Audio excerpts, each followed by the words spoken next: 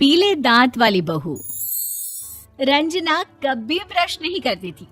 उसे कितनी बार उसके माँ बाप ने डांटा, लेकिन उसका कोई असर उस पर होता ही नहीं था, जिस कारण से उसके दांत पीले पीले हो जाते हैं। शादी के बाद।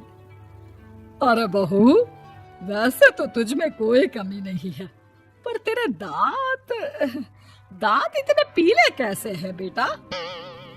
कैसे मतलब? कोई सर्जरी थोड़ी ना कराइए।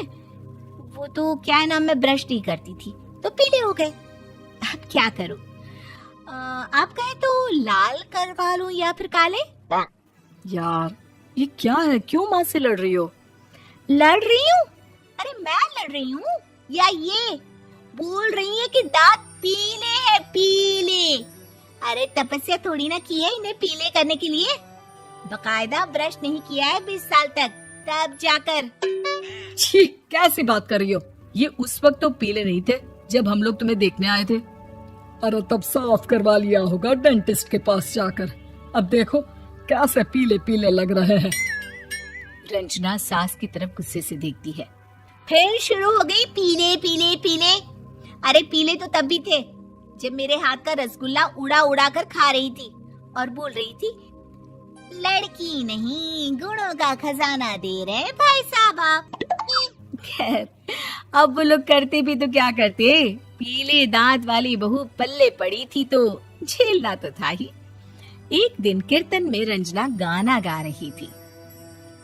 अरे कमला बहन, माँ का द्वार है, यहाँ तो सब शुद्ध होकर आते हैं, फिर अपनी बहू को ब्रश भी नहीं करवाती तुम।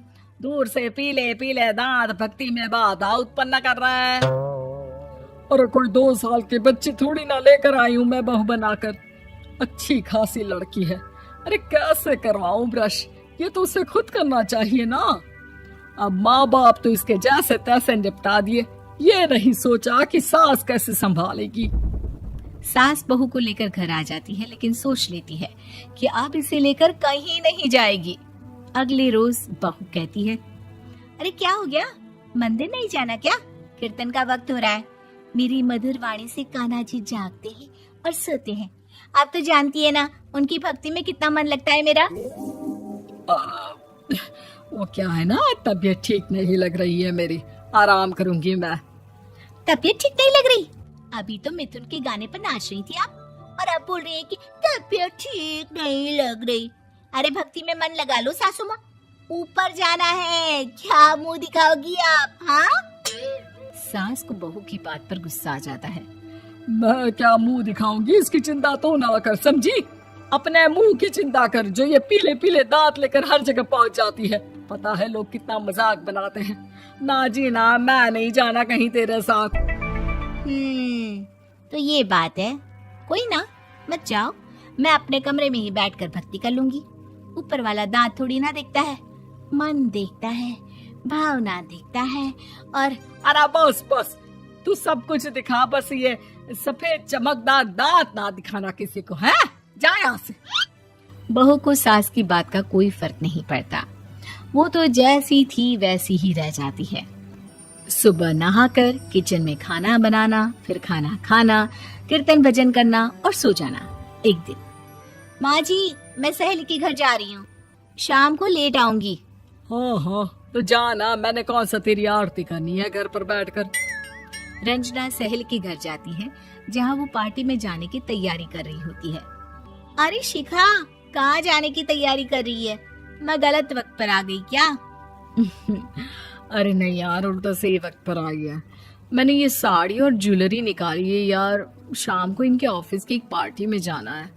बताना कैसा लग रहा है ये सब? नहीं यार, इस ड्रेस के साथ तो वो वाली ज्वेलरी अच्छी लगेगी।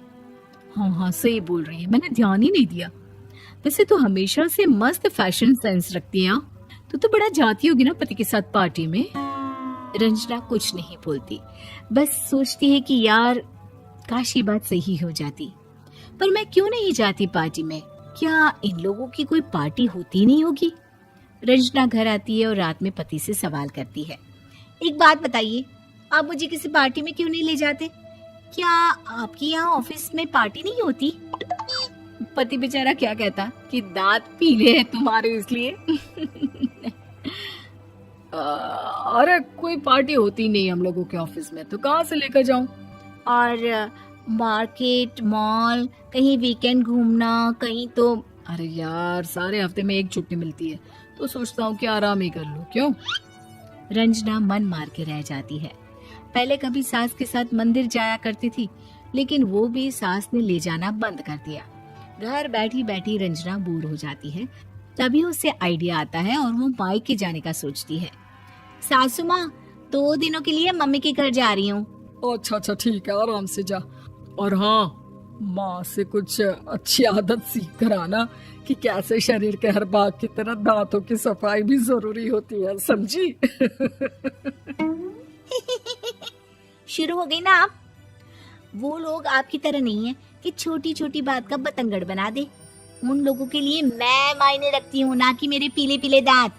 रंजना माँ को बिना बताए उन लोगों को सरप्राइज देती है, लेकिन जैसे ही वो दरवाजे पर पहुंचती है, अंदर देखती है कि घर वाले कहीं जा रहे होते हैं। अब माँ, काश रंजना दीदी के दांतों वाली प्रॉब्लम नहीं होती, तो वो भी हम लोगों के साथ चलती ना बुआ जी की बेटी की शादी में।